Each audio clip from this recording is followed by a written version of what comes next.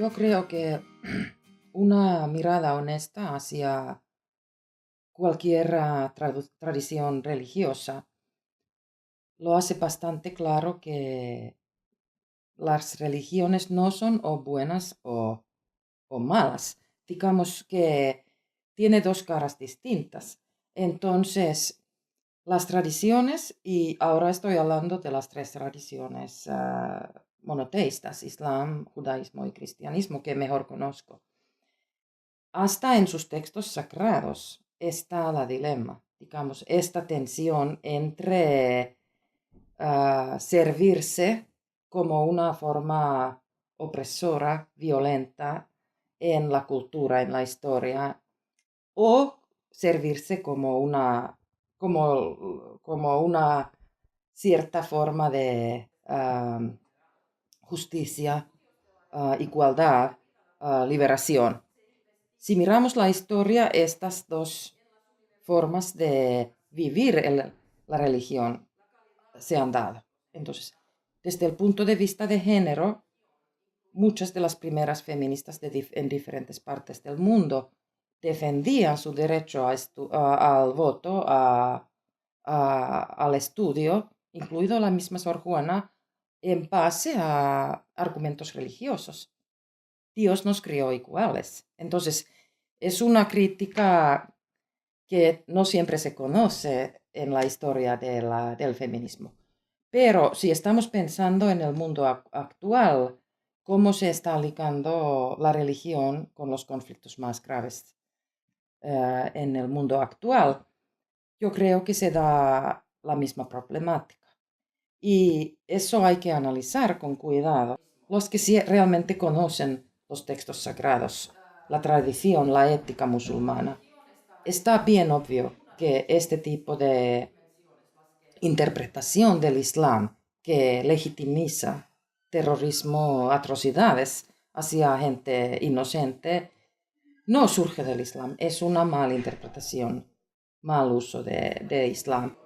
Entonces, esta tensión hay que entender y también quitarles a ese tipo de grupos, como los grupos terroristas, quitarles desde dentro del Islam, pero también desde fuera, a partir de la investigación, a partir de otras religiones de la sociedad, que eso no es Islam.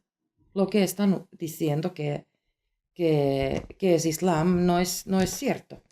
Entonces, claro que no se puede negar que esta gente está usando la religión musulmana para sus fines, pero algunos resultados empíricos muy recientes también son muy interesantes en el hecho de que parece que cuando se ha entrevistado en Europa jóvenes que se ha condenado en los países europeos del terrorismo, cuando ha entrevistado con ellos, un resultado muy importante e interesante es que al parecer no tienen una identidad fuerte religiosa.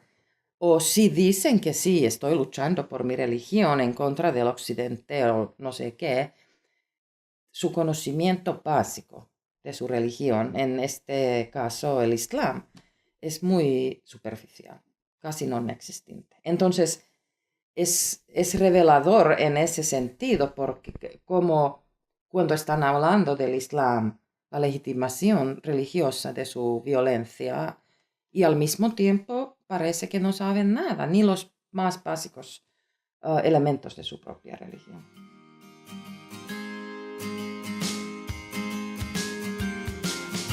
Mira, yo soy teóloga, entonces ya desde hace muchos años yo me he interesado por lo que se llama la teología feminista. Yo creo que cualquier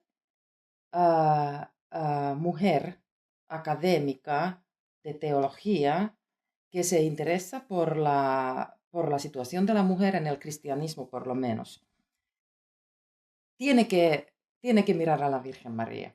Entonces, porque es la única, si no la única, por lo menos la más importante mujer en la historia del cristianismo. Me di cuenta que también tiene un rol específico dentro de la teología latinoamericana de la liberación. Entonces, En fin, tengo un capítulo entero sobre la Virgen en la teología de la liberación, cómo interpreta la teología de la liberación y la teología feminista latinoamericana, que no es idéntica a la teología feminista de los países nórdicos.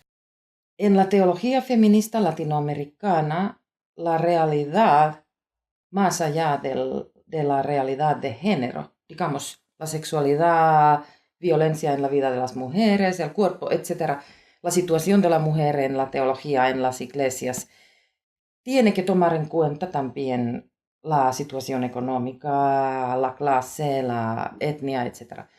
Y me di cuenta que tienen una visión muy estrecha y hasta negativa de la Virgen María. Estoy hablando de los estudios de género seculares, entre comillas, que no tienen nada que ver con la teología. Ese tipo de feminismo, pensamiento feminista, a menudo ve a la Virgen María como el icono de la opresión de la mujer en países católicos, que es la alienación más grande que se puede dar que una mujer ve en una figura como la Virgen María a sí misma. Yo sabía que no es así. Digamos, yo sabía que las mujeres no son, que para ellas es muy importante ella. Entonces yo quería que ese tipo de feminismo, pensamiento feminista, estudios de género latinoamericanos, vean que la religión no es una entidad enorme patriarcal sobre las mujeres latinoamericanas, que no quiere decir que no sea sexista y que no haya problemas desde el punto de vista de género. Claro que sí, pero que para las mujeres, que no son estúpidas, las mujeres tienen sus propias interpretaciones y su propia relación con la figura de la Virgen. Yo quería contrastar ese tipo de religiosidad vivida con el tipo de punto de vista teórico que no entiende la importancia positiva también de la religión en la vida de mujeres comunes y corrientes. Eso, más o menos.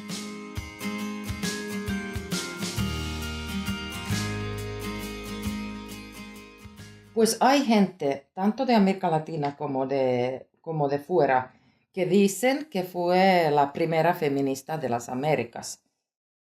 Yo no quiero usar la palabra porque ella vivió mucho antes de que se inventó el término feminista. Pero claro, si se quiere decir con el feminismo la defensa explícita de los derechos de la mujer, la crítica de un sistema, sea eclesiástico o societal, que lo impide de las mujeres.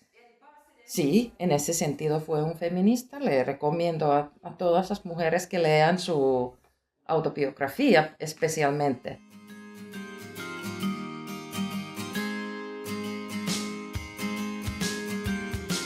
Si la Iglesia Católica en un país X latinoamericano tiene mucha importancia, influencia política, digamos, en las políticas del país, en la legislación del país, en este sentido sí, toda la legislación sobre cuestiones, sobre la legislación del aborto, divorcio, pues cuestiones clásicas que tienen que ver con la situación de la mujer en cualquier país.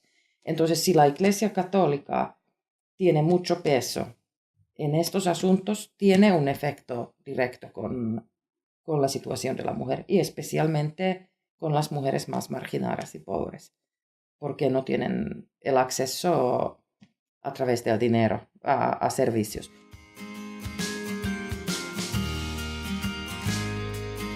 La escena religiosa también de América Latina ha cambiado, que antes, todavía durante las dictaduras, fue principalmente la Iglesia Católica que tenía, entre comillas, el monopolio en el mercado religioso. Ahora ha surgido mucho las nuevas iglesias evangélicas, pentecostales, que sí están empezando a jugar también un rol en la sociedad y en la política. Ya no hay líderes religiosos carismáticos como algunos obispos católicos durante las dictaduras, que fueron también representantes de la sociedad civil, no solamente de la iglesia, enfrente del pueblo. Entonces, ese tipo de gente casi ya no hay porque el liderazgo de la Iglesia Católica, el Vaticano, los reemplazó con obispos de línea mucho más conservadora, o si no queremos decir conservadora, por lo menos estrecha. Pues tomemos un ejemplo. El Papa Francisco, argentino, jesuita, latinoamericano, simpático, todos pensamos así, ha cambiado la imagen pública de la Iglesia Católica por su estilo, que es tan simpático. Pero si estamos viendo qué está diciendo, qué no está diciendo, qué está cambiando, qué no está cambiando, no dice nada nuevo. Por ejemplo, en las cuestiones sobre la mujer, la situación de la mujer en la misma Iglesia Católica, hay que mirar a la realidad. A mí me encanta el Papa Francisco, pero no espero nada. Digamos, no espero una revolución, un cambio enorme de parte de él. Pero claro que tiene un estilo mucho más humano.